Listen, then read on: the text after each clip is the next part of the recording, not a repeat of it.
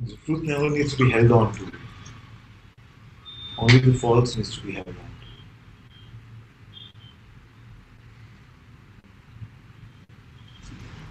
If you're not holding on to anything, the truth is apparent. I thought you're supposed to hold on to it. No. That would not be freedom if you just and then we're just defending our truth. Then that is not the truth. Just let go. And let go of what? The false. Truth always is. You can never leave yourself.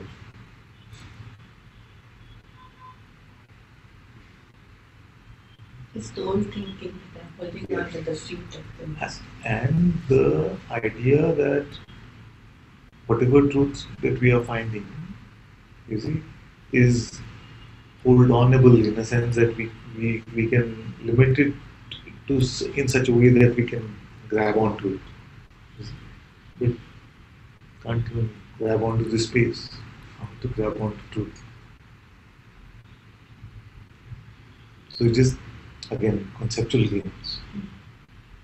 Trying to find like a concept of what is true or some experience of what that felt like and trying to hold on to a particular experience or concept.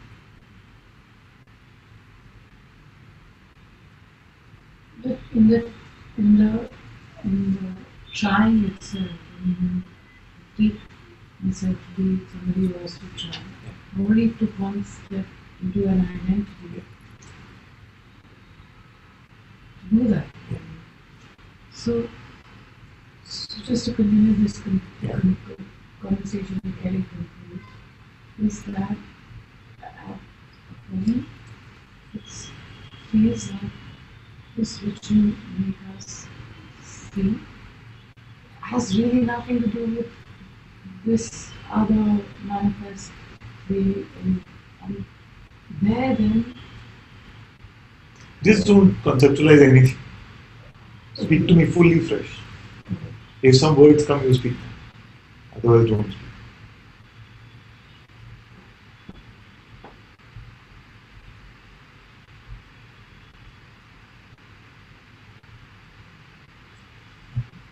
Because it can happen that way, that the conversation becomes like Janaka and Ashtavakra. So what happened in the first chapter of Ashtavakra Gita is that Janaka was still coming from a conceptual place of wanting liberation and these things. But Ashtavakra sorted him out. And after that, second chapter onwards is the conversation between two sages. And what is the conversation between two sages? It's just a conversation without intention or conceptualization. Just naturally flow.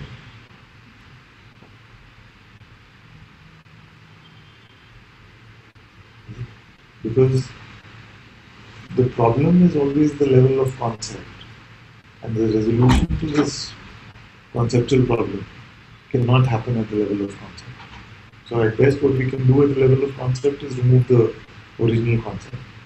And the more open all of you are getting, I can just tell you to stop conceptualizing and that should be it. You don't have to, like in the beginning, we have to find antidotes to every particular brand of poison. Oh, is this a snake bite? Is this a scorpion bite? Is it really? And they, okay, this is for this is the solution for this. Then there comes a point that just you discard all the poison, then no, you don't need antidote.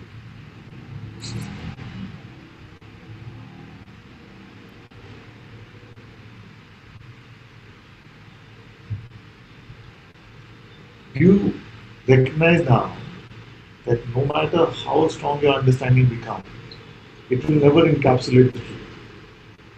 I also recognize that nobody comes about this. Yes, exactly. They just saw that. It's again just going in that group of Conceptual friends, circle. yeah, mind and trying to understand. And from that point, it's visible.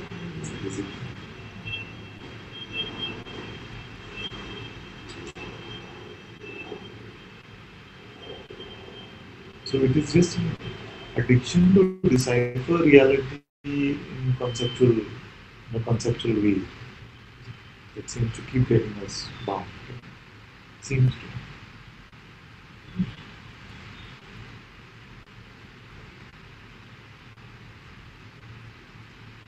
It sounds so intelligent and logical and thoughtful.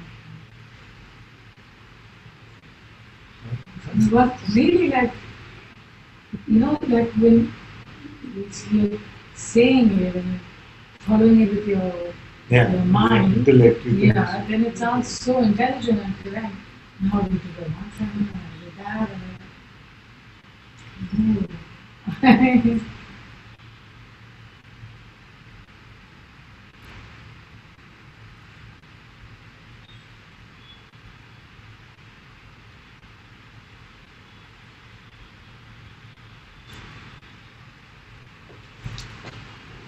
But there are lessons to be learned from the past. No? at the phenomenal level. You see, that's so. Level confusion can be that when we're talking about like a worldly thing, Yeah. then the worldly thing there are all these various patterns and Good and bad. lessons and good and bad, and right and wrong, all of that. But what we are speaking of in satsang is that truth which is beyond these worldly things. No, when you say you're holding on to the false Yeah. and the concepts, is that all concepts or Yeah. So at least for this, which is to come to this discovery, okay, at least to come to this discovery, we can be open to letting go of all concepts. Okay. Then you will find that there, from which all these concepts were arising anyway, it knows when something is needed in the worldly way. If somebody asks you what is your Aadhaar number, you see, it knows where your Aadhaar card is kept and you can go and find. You see, so it's not. So these kind of things can still continue to show up in this worldly life, but without consciousness having to take on the burden of limiting itself in any conceptual way. So let go of everything and see how, just in the most natural way, like the river flowing without having to figure out where it has to flow. Life flows in the same way. But sometimes you have self-judgments to make you a better person. Just forget about that. Because the task is not to become a better person right now. That has its place in the world. It's okay, we're not judging that. But here we are transcending personhood.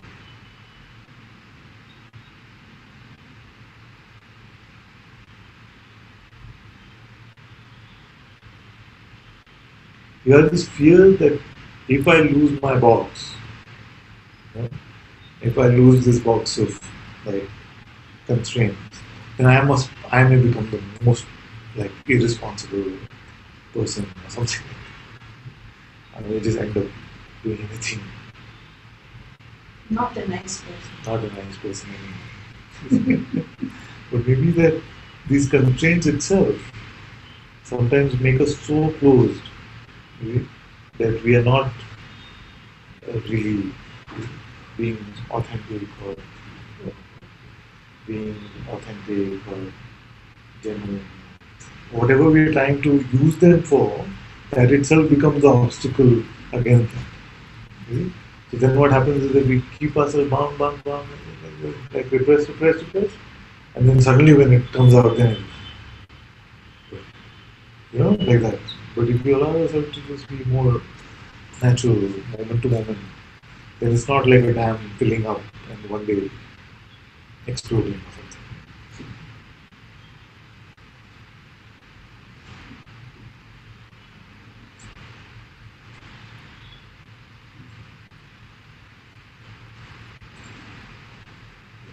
But really, what we are speaking about is even not about that. It is not about how behaviorally one body mind is playing out. That is also left to consciousness, like, however it has to play out. And there's not so much feeling of, oh, but I am this body, so why did I do this? I should have done something else. In your broad universal perspective, you're seeing all these bodies play out. So, but the most important point is that really I don't want to give you any intellectual fodder. If I'm telling you something that you are just understanding conceptually, then it's really like no point. The only purpose or point of what I'm saying at the level of intellect is to remove what you have in your intellect. Whatever you think you understand is not needed. And most in spirituality, most spiritual seekers will not come to this point where they realize that this is the key. Because most will feel like it is about having some experience or coming to some understanding.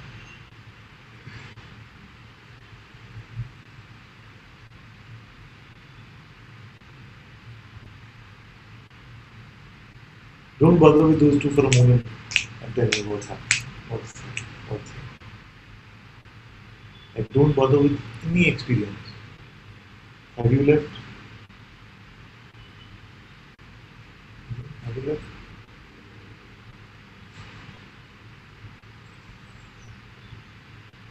That you that is still there, independent of any experience. Feeling a spaciousness in an experience? Yes. Yes. Still perception. You perceive it, isn't it? That which perceives the it is also perception. So to perceive this the space, even if the space seems completely empty and open, but even that is a perception. But you are independent of even that. Because if that perception changed to something else, you would still be.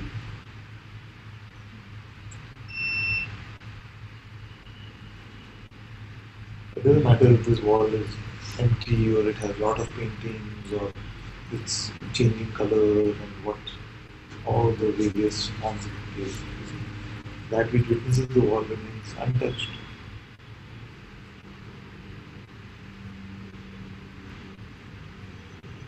All of us trying to clean the wall, change the wall, and get it to our perfect color. You didn't bother with any experience. Is yourself an experience?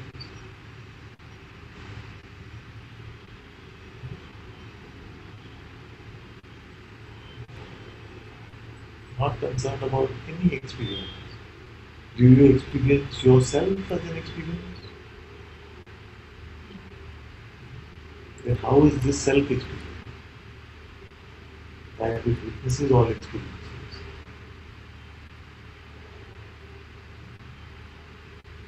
How is that experience? How is it?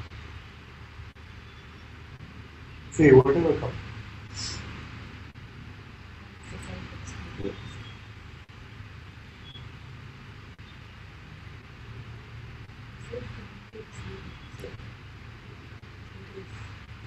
How is it known that it just is?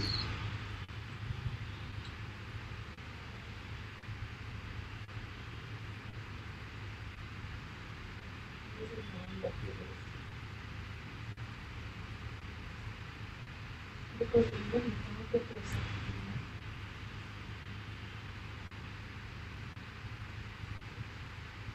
because even without the perception,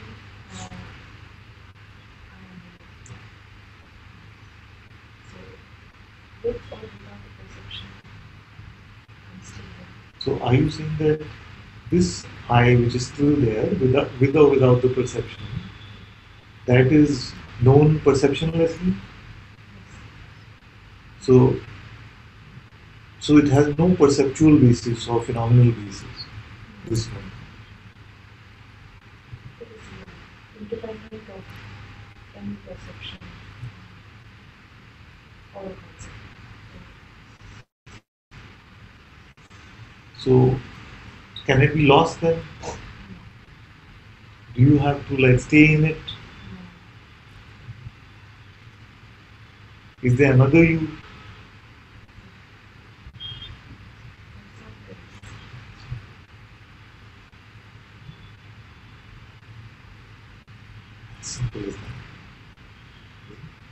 But we are constantly trying to meddle in the level of perception. We're constantly trying to meddle at the level of perception, saying, once this perception changes, then I have found myself, or then I am free. But that's why I was saying this, there is no phenomenal way to check on your freedom. And to the mind, that is very disappointing. You're expecting some bonus at the end of all this struggle. But truly, it is as simple as you have always been this. So you get no phenomenal byproducts, and yet it is strangely the best gift that you can give to yourself.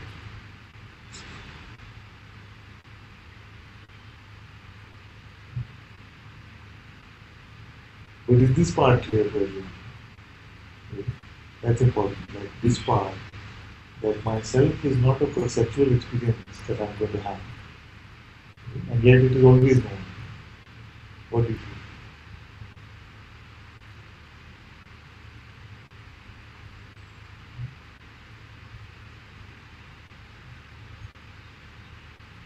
Clarity. So, to see that the self is not a phenomenal experience, not a perceptual experience, and yet it is always known, independent of whatever the perception may be. That part has to become clear. That is the main thing. Where we still keep looking for the self as if it is going to be some experience. And if you met yourself, how would you know?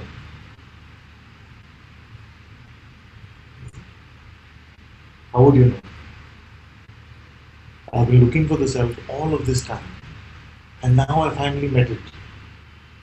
How would you be able to conclude that? So how did you able to know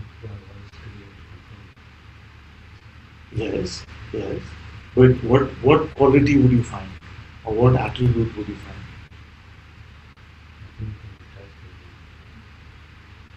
So no attribute, no quality, because all attributes, all qualities are the realm of changing. Isn't it? Everything is in the realm of the changing. The only unchanging you ever found is yourself. That which is aware of all of this changing. But that which is aware of all of this changing is itself imperceivable because it doesn't have a quality. Nirguna, empty of quality. So how will you perceive that which is empty of quality? Is it possible? Is it? So if it is impossible, does it mean that it is impossible to find the self? Because there is a greater knowing. Whether we call it intuitive knowing or Atma-Jnana, self-knowledge, whatever we call it, which is aware that it is I which is aware of all of these perceptions.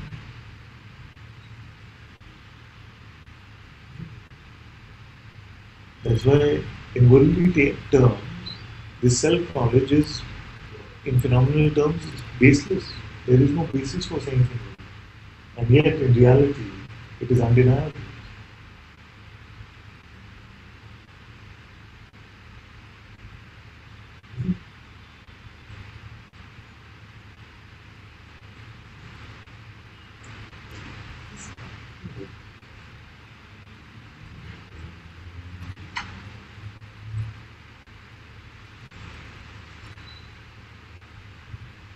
So, if you saw a man running around with a bucket, and then you ask him, what do you want to fill in this bucket? And he says, I want to fill space in it. What do you tell this man?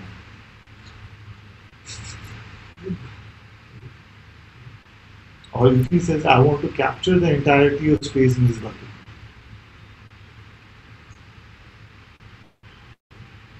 Can't be done. So, in the same way, to try and find the self as a supreme concept or a supreme intellectual understanding, or to find the self as if it is going to be some glimmering perception, it's a fallacy. And when we let go of this fallacy, self-recognition is very, very simple. It's just a point.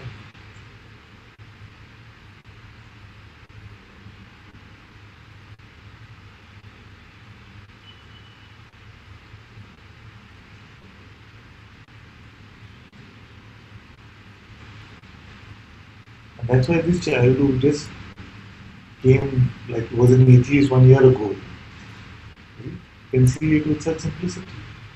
It's available for everyone.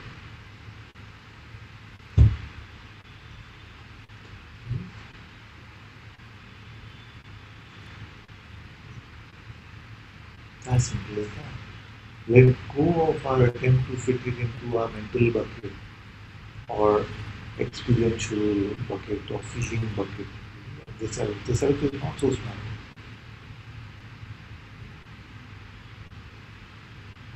And that will be the end of your spiritual suffering. Because the struggle is only to try and fit it in. Why can't I understand? You cannot understand the self. Why can't I see the self? Finally, you cannot see it. It's not so small that you will see it as another object. Now, without these two struggles, what is your spiritual struggle?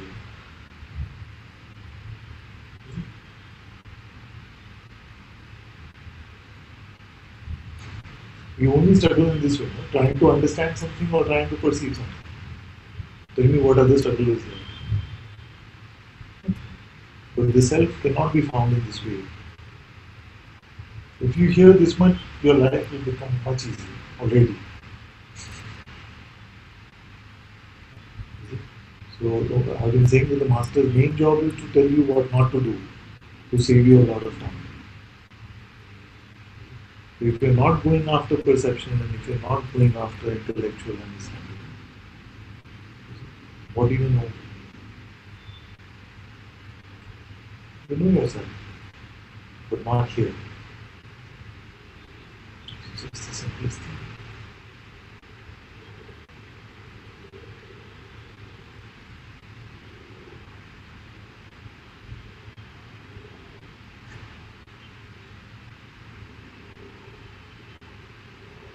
But now if you try to decipher what does that mean for me, that is just expectation. Krishna said, don't be bothered with any fruit of any action. And yet we burden the spiritual self-recognition with so much burden of expectation of what is the free me look like. If I'm enlightened, then what should happen to me?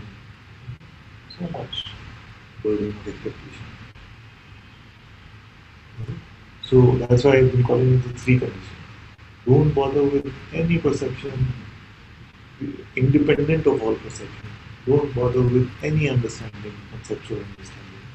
And don't ask what's in it for me.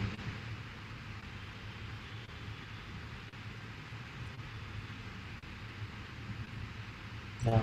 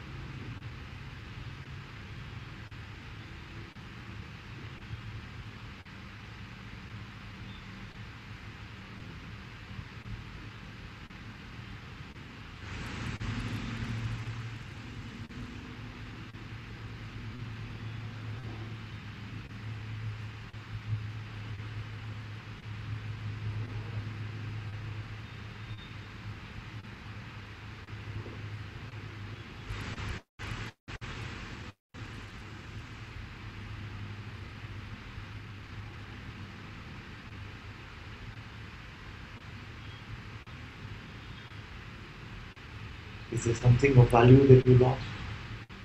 What? Disappointment. You lost your disappointment. No? is too bit disappointed, you still have to understand something. You have a version of what it should have been. You have an idea of what it is. You see, both these are there and they are not matching. And that complexity of the intellect we call disappointment. So to be disappointed, you have to work really hard. Nothing to do actually.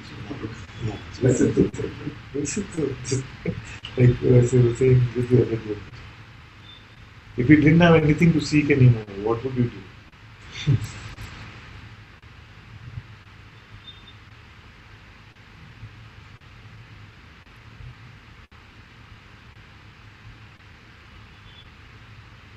It's like somebody who's been digging for gold all their life.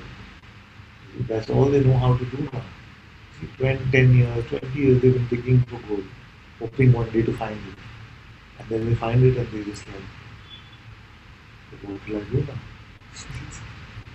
It's like the prisoner in the prison. If you've got a prison sentence for 20 years. For 20 years, all that you're thinking about is being released out in the world. Once you go out, you don't know what to do. You just want to come back into prison. So this is a very disappointing discovery. He's right. It's a very disappointing discovery.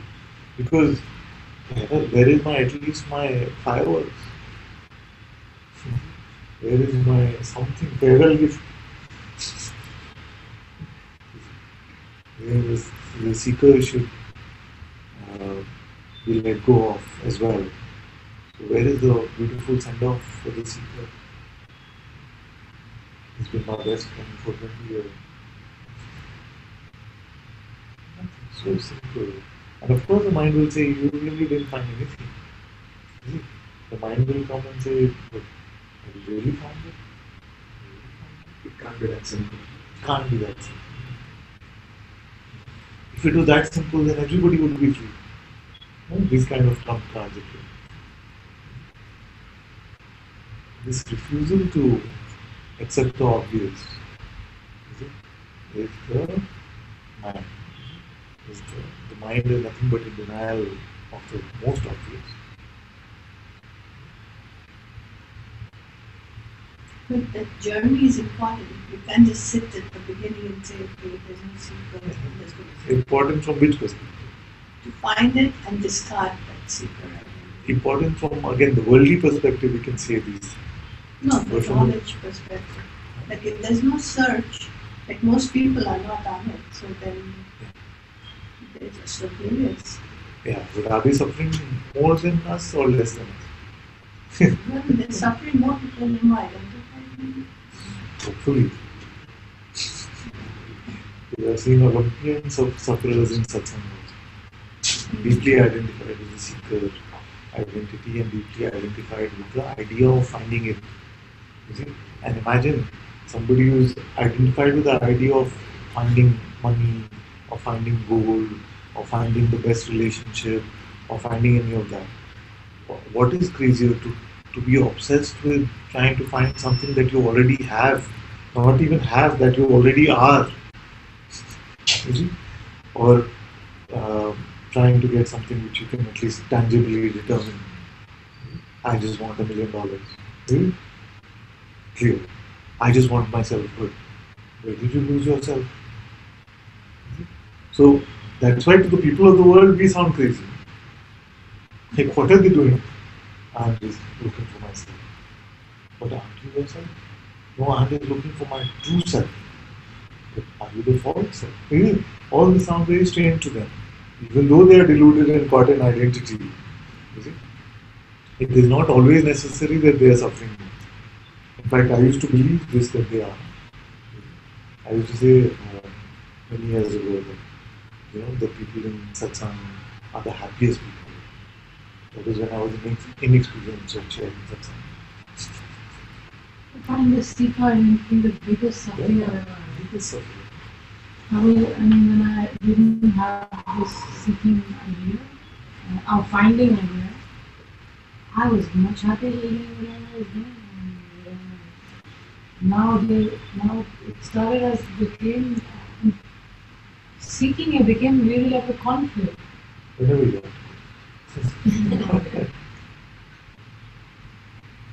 Yes. Because when I was just living my life, and taking on whatever I thought was me and doing it, then the idea of something of seeking was, then I was told I'm not that, and that really had created more pain and suffering. And then when you say don't even understand it, that's like the biggest So the whole thing starts with, like in this case, what happened is that I started looking for meaning. Like, what does this all mean? What is my purpose of being here? And did I find meaning at the end? I can say some very fancy things and say, ultimately I found the only meaning in life is to find the self. But it's complete nonsense statement. That's an incomplete thing. I said that when through the seeking of whatever coming to the master has been the most joyful experience of my life. In a way, I never had more unmoving peace, or I can't explain it. That joy. I would not have had it if I wasn't speaking. I would not find it. But is the peace a byproduct of what you find with the master? It's a conclusion maybe which I'm making. That, so, yeah. No, in the sense that it's just at best the byproduct. Yes. At best it is the byproduct of what you found. You see, this Satsang, to come to the company of the truth irrespective of whatever the byproducts may be. So we find this truth, which is non-conceptual, while we were searching for a conceptual meaning to this life. And we realize that this non-conceptual truth, which always is, it is the isness itself, is greater than any mental understanding that I could have had. But the struggle is, many of you still struggle to translate what you're finding into like a conceptual understanding. What did I really find? I should be able to give you a good answer to that. Or you're waiting to give yourself a good answer to it. And that is limiting your freedom. It is not so small that it's going to be unbreakable. Neither is it that big. Because many times we like hearing stuff like this, we like hearing. It's not so small. I'm discovering something really great. That can also become arrogant. So it is not big or small is what I'm saying. It is not in that phenomenal intellectual struggle. And I can tell you that from whatever experience, it's not putting anybody down or anything. I can tell you that 99% of spiritual seekers will keep hearing it's not going to be a perception, it's not going to be an understanding, but to let go of the addiction to these like experiences and sort of conceptually filling the basket of understanding. This letting go of this addiction is very rare. Very, very rare. And that's why I keep pointing to all of you again and again. Just let go.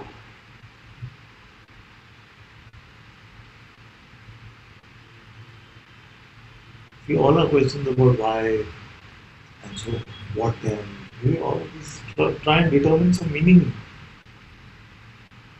to what is. Like, what is the meaning of life?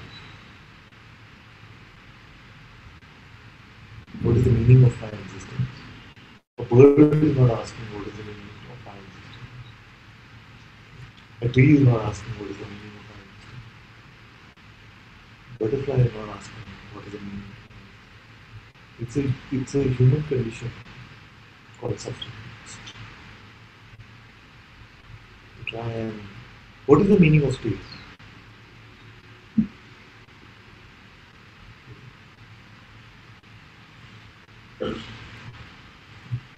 try to find meaning to that which is the most beyond meaning, and then we suffer. Like, what is the meaning of love? What is the meaning of space?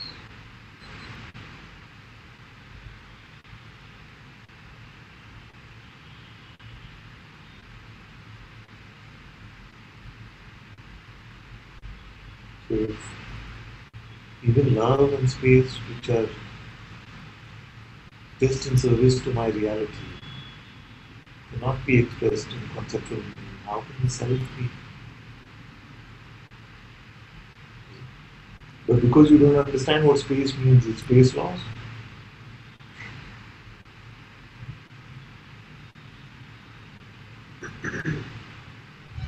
Because you're not able to translate yourself into concept, have you lost yourself?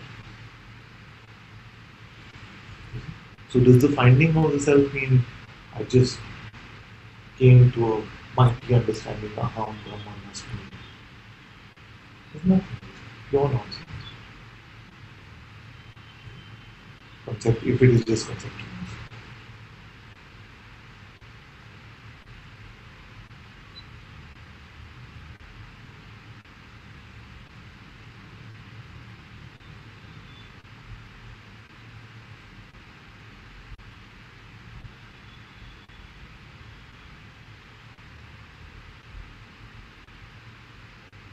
So don't try to understand.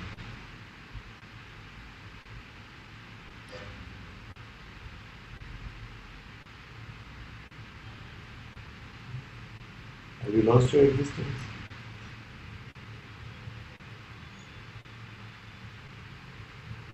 There's nothing.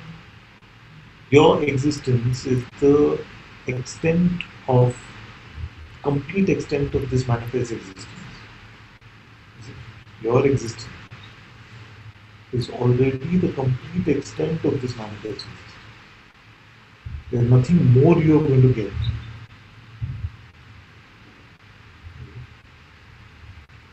There's no greater, nothing greater. You will never be more being or less being. If there is being, then it's full being. If there is no being, then even that has gone to sleep within its source, which is you.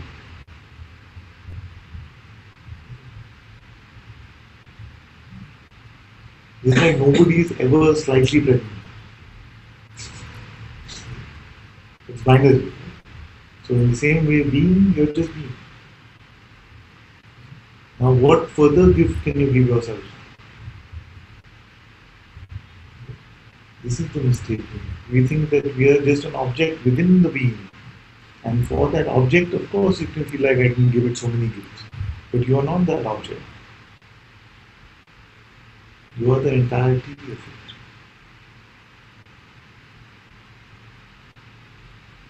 All limitations are just conceptual. So the idea that something needs to change for you to be free is completely flawed.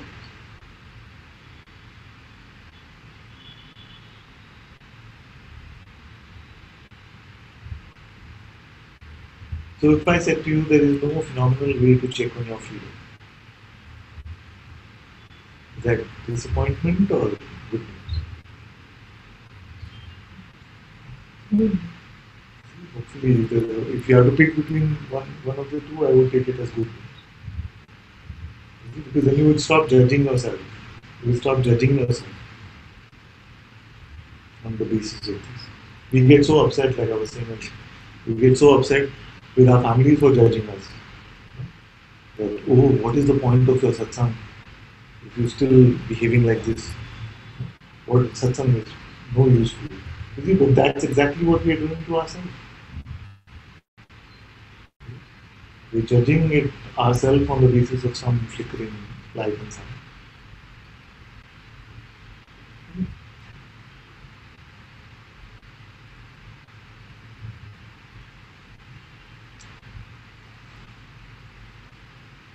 Like in what way does the unreal have to change to truly now represent the real? The unreal is the realm of changing. The real does not change. But what do we feel? That something has to change in the realm of the unreal for me to be real. That is all the spiritual benchmarks that we have.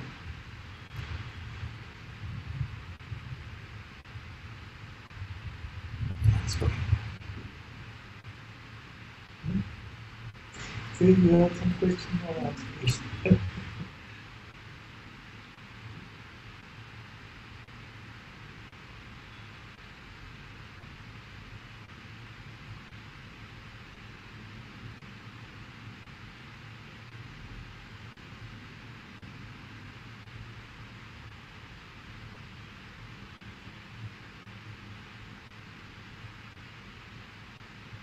So it is not that Ananta found tree.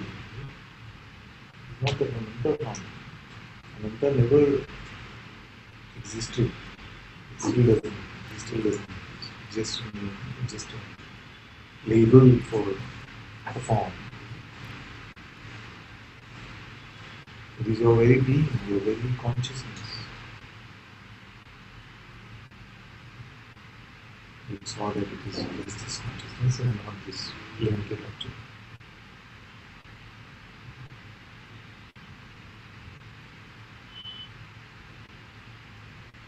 So don't have any benchmark for yourself on the basis of any expression, even the master expression.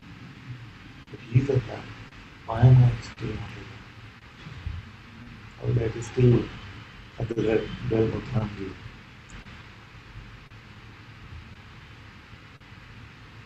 This let go doesn't happen then. Is it a problem with the trust deficit? I'm not following you or I'm not surrendering to the fact that it's the nature of this monkey that observes. So How do you know it doesn't happen? because when you say it, just forget about it. Just let go. It doesn't happen. I don't know how to express That's it what I'm saying. What evidence do you have that it doesn't happen? because I have the similar questions coming up again and again. which always- So let's try real life. I say, let go. And I promise you it is happening. I'm not able to read it. So I'm saying to you, let go. Forget about it. Finish. Right now it's okay. But it does happen. In fact, every moment you are completely fresh. It doesn't mean me to do magic service. I'm not doing any magic. I'm just pointing you to something which is always naturally present. And then showing you that as this consciousness, you choose to burden yourself by picking up. So it's not that the let go doesn't happen. We burden this letting go with some expectation of what it should be. We can also burden it in our linear story. If it is this way now, it should always be like this. Really, that is also a burden that we put of time and space onto it. So that burden, that attempt to limit yourself over and over again, is what the masters are saying. Just let them come and go. Don't serve it tea, or remain open in tea, or remain in your notion as existing. Now the notion will come and tell you, but that doesn't happen. So you remain motionless. Let that motion come and go. Start with this one itself. So this is so what you're saying is this. So next time if I go out Yeah. and get into situations and I'm getting caught up. For that one, No. for that one who go out and get into situations, that other master will show up for that one. You take care of this one that is here. Yeah. So what I'm saying is, should I remember this pointing and No, you take care of this one that is here. Remember would be for that one. Let that one take care of itself. Future darshan will take care of. So future Ananta will take care of future darshan. You let this one be taken care of by me.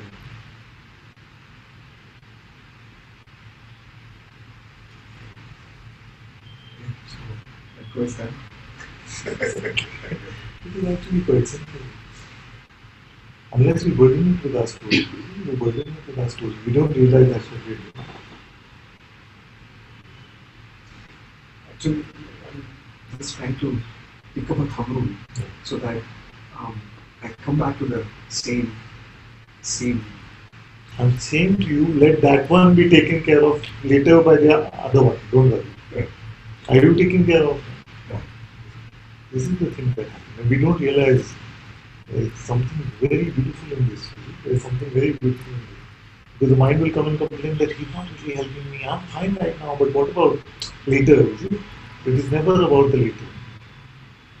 It's never about the later. It's like you paid for a buffet at the Leela, and you start to eat the salad, and your mind is already going, but tomorrow I'll have to eat dal roti. You know? But at least enjoy it. Because even that moment of openness, emptiness, which you're experiencing now, you're coming to your self-recognition. But you burden it with expectation of the future, what about tomorrow's lunch, then it doesn't seem to play out. Even what is available now seems to get obscure because you're burdening it with.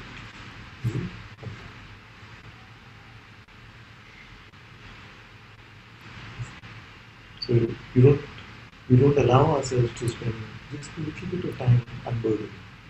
We feel like this is human condition. Like, it's fine for now, but take care of tomorrow. So this one's job is to take care of you now. It has no tomorrow. Tomorrow another one will come who will take care of the tomorrow one. Like that Om said, Father, I feel you've taken care of my waking state. But I notice that in my dream state I still get burdened. So can you help me with that now? So I told him that the dream state, then dream Ananta has to come and take care. This one's job responsibility is this. Scope of what KRA is.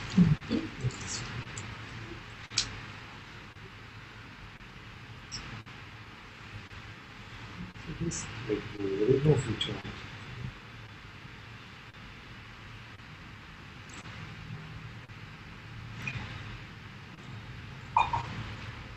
It is not that type of knowledge. It is not that type of knowledge which you can collect up and use for future. What I do to the question was understand whatever I learned, not it's okay. Experience. Even research should be my more practical life. I should be able to apply that, or it should be seamless like this. It can be ups and downs come. So my knowledge of reality should help this life in Maya. Yeah. Where did reality sign this contract? I don't know. So the real should help the unreal. Not help, but I should be able to spot unreals. So that I don't get caught. The real you does not spot the unrealness. Is this true? It's on the Bible. I don't get that. The real you, when you say I should be able to spot my unrealness, so we are speaking of the real one should be able to spot the unreal. To let go. To let go. Yes. So does the real one not spot the unreal? But it gets caught up in it. So there is a condition. The real I gets caught up? No, it doesn't. I cannot answer that. I don't know. Like Check. The real you. What has to come in the level of the plate for that to get caught up?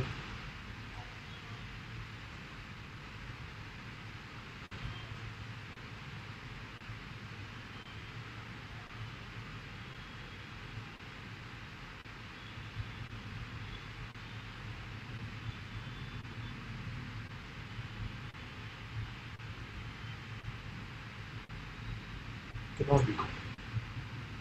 So, already to take yourself to be the unreal one and wanting that that unreal one should never be caught up in the unreal, you see, is this mind. So, to consume the poison and then say, where's my antidote, is the trick. Putting on the mask and saying, what is my original face?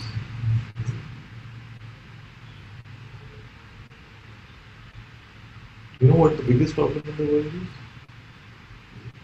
Trying to solve a non-existent problem is the biggest problem in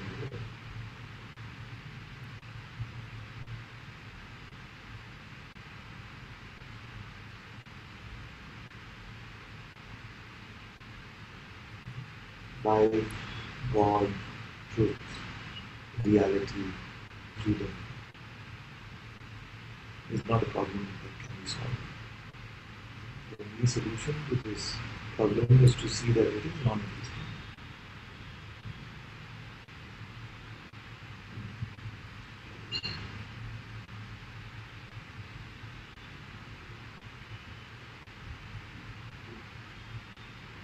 Don't try to convince your intellect.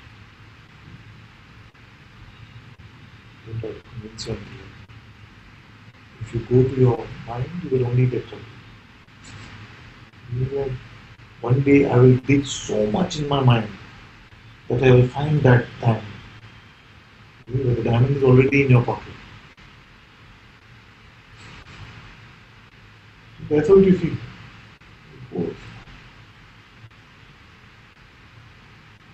Eureka! We are expecting it to be like that. But it's not like that. It is try, get tired, finish it off, and then say, no. But that was a unneeded expedition. I didn't need to go on that adventure to find the treasure. I am the treasure. If you try to convince the mind or change your mind, all of this.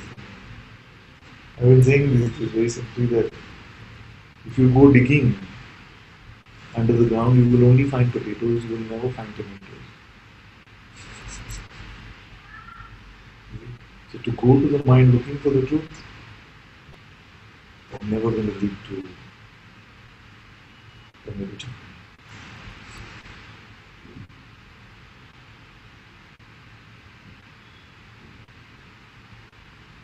Actually, we feel like the mind says that we are lost unless we have captured it in our mind. The mind says we are lost unless we are able to capture it in our mind. Remember also.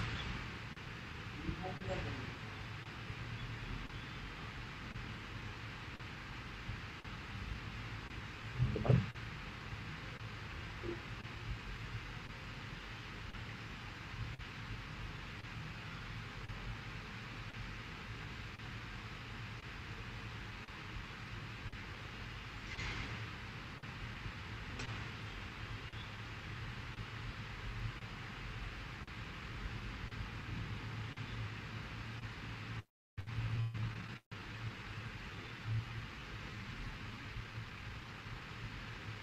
What is the simplest thing you can do?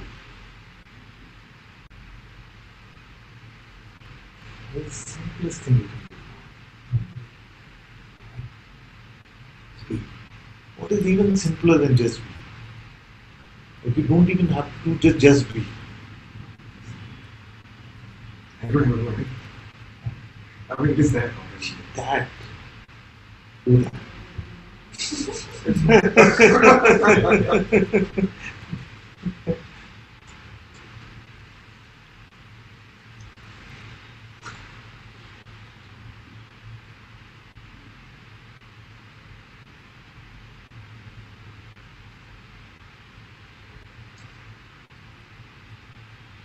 That is all the masters do. Not even just be.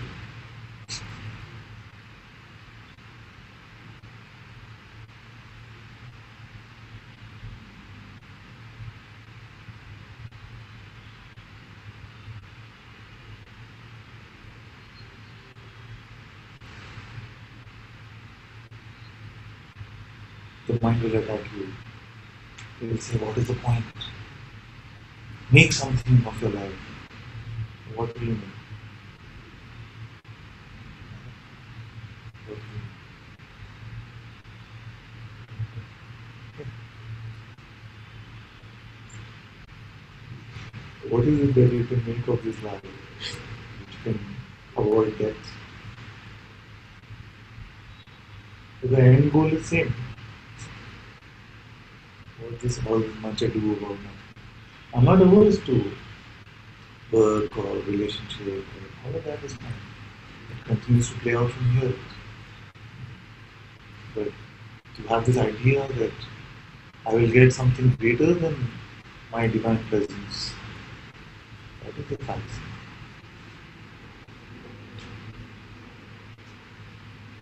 I will get more than what I already have. That is ego.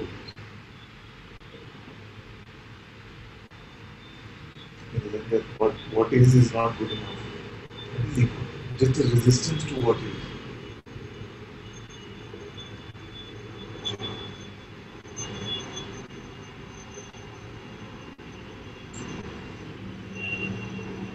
It happens in spirituality that after a while we are so tired. What more you want? No, I don't know, but there must be something. It can't just be this. This is what the mind says. It can't just be this. Like my existence is not good enough, and nothing you can do will convince me that it is good enough. I want something. See? Then once you become spiritual, we don't even, poor thing, we're not even able to say, I want money, I want relationship, I want healthier body. We can't even say these things. We just feel so stuck. I want something, but I'm not materialistic. Okay, what do you want? Really? I just want a lot of joy. So basically, spirituality is like a shortcut. You wanted a lot of joy from money and relationship and materialistic thing. You realize that you are not able to do that. So now you want it from God. God is not meant to be used like that. It's not for spiritual materialism.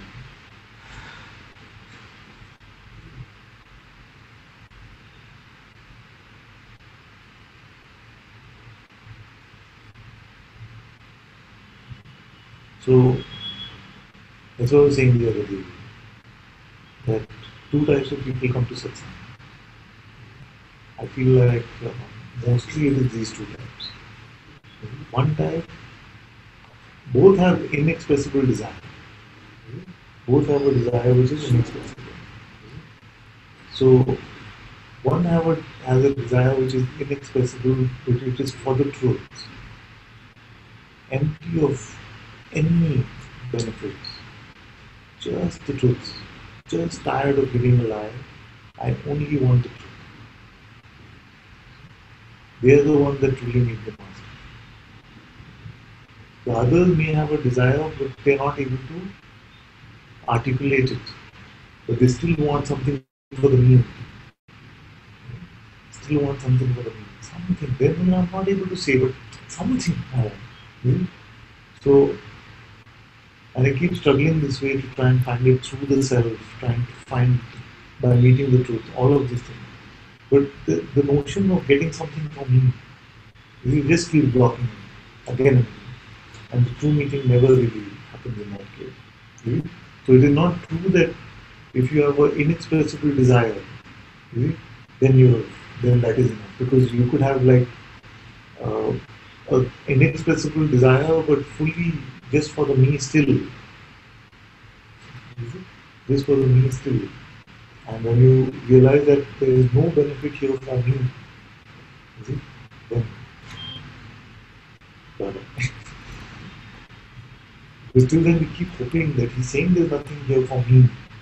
He's saying there's nothing for me, but कुछ तो मिलेगा at the end. I am only introducing you to what you already are and what you already have. Not one morsel of something I can give to you. Your diamond is already in your pocket, I'm just showing you it is there. But if you want that diamond to be two diamonds, if you want it to be emerald, if you want it to be something else, it just doesn't work out.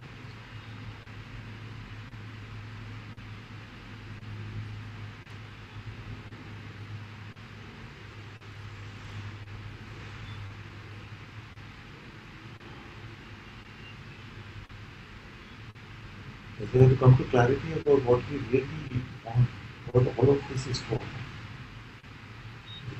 And many times, of course, what can happen is that our mind has the habit of making us feel guilty. So some of us will hear this kind of thing and say, "But that's me, that's he's talking about me." Doesn't like that. And the question to check is that if you had the choice between living a lie, but living a life full of bliss, versus just coming to the truth, empty of any byproducts or benefits, which would you pick?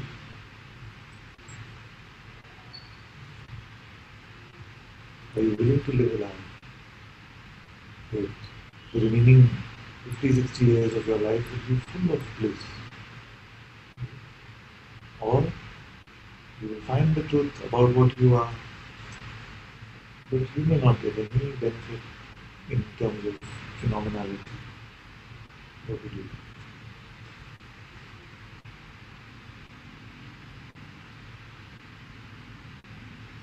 do? You don't have to expose them, just for you to contemplate. Because it clarifies the very things the mind will use against your discovery and say, where is my bliss? Where is my this thing? I was promised this.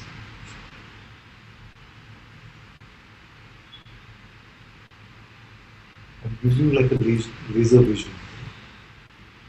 Like a laser vision. You're not so distant, like the frills and the bells and whistles of the spiritual. So,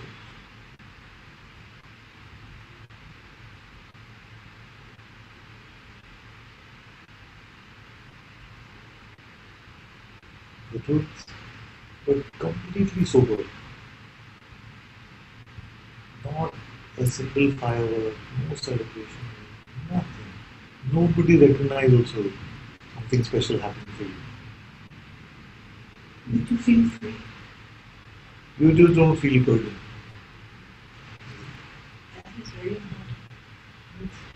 No burden. Just,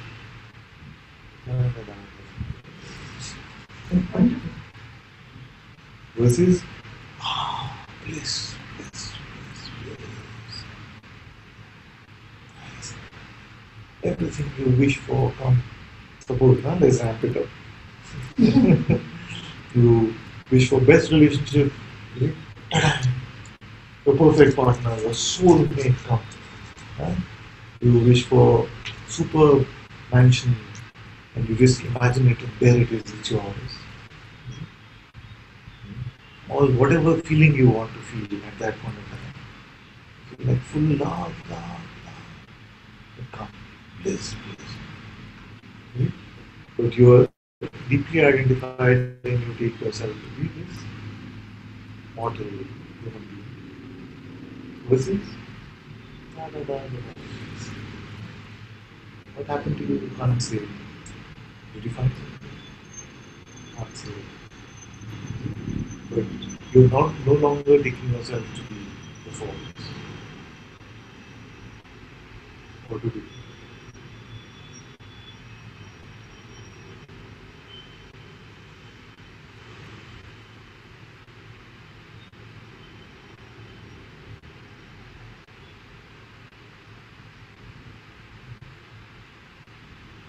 Because for many it can feel like spirituality is a shortcut to get the same benefits of materialism. But shortcut. I wanted joy, I didn't find any relationship, I didn't find any money, I didn't find anything, now I will get from God.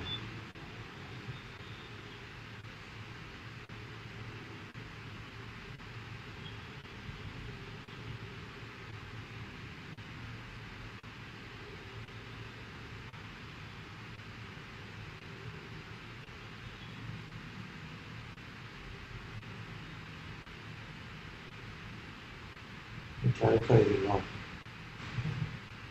Because, and by the way, I'm not saying that joy won't come. It should not come. I'm just saying that suppose it was without any flow.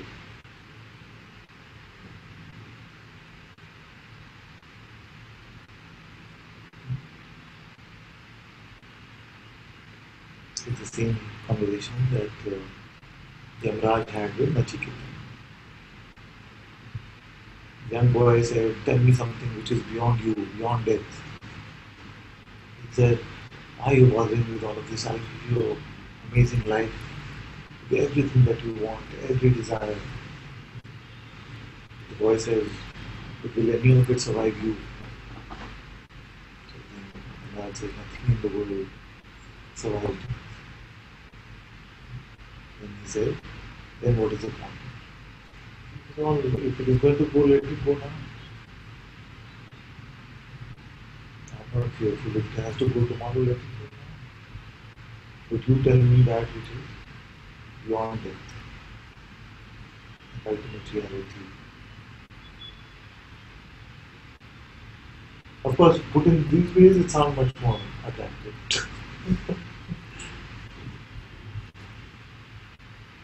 Because you have a role model, the role model is so mature, there is a young boy, you feel inspired. But when in day-to-day life, you see, in the regular mode of operation, then you just like, this, that, missing the timing, which is already our very presence, our very being, is the mightiest force in this universe. There is nothing older, stronger, greater than your very being, your heart.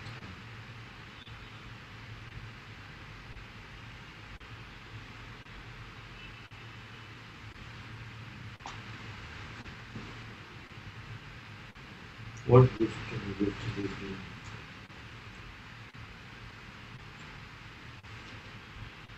How will you make it better?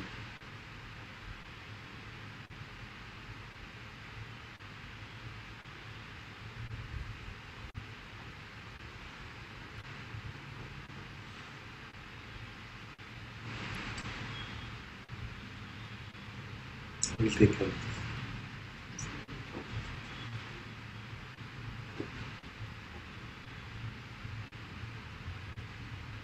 When you put it like that, it seems like only the words. Yes, exactly. Exactly. Any idea of making it better only makes it worse. Not really. It makes it seem worse.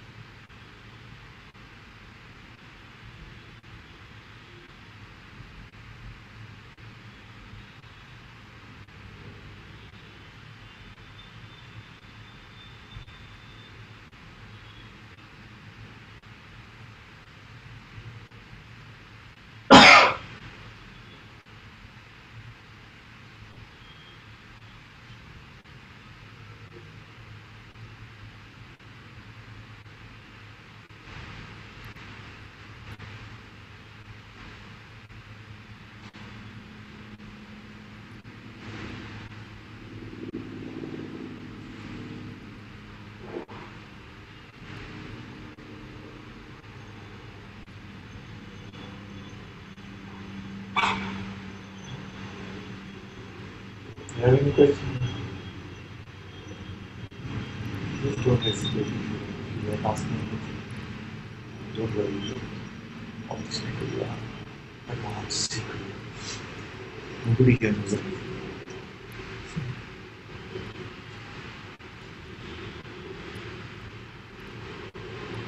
Your mom. Your mom.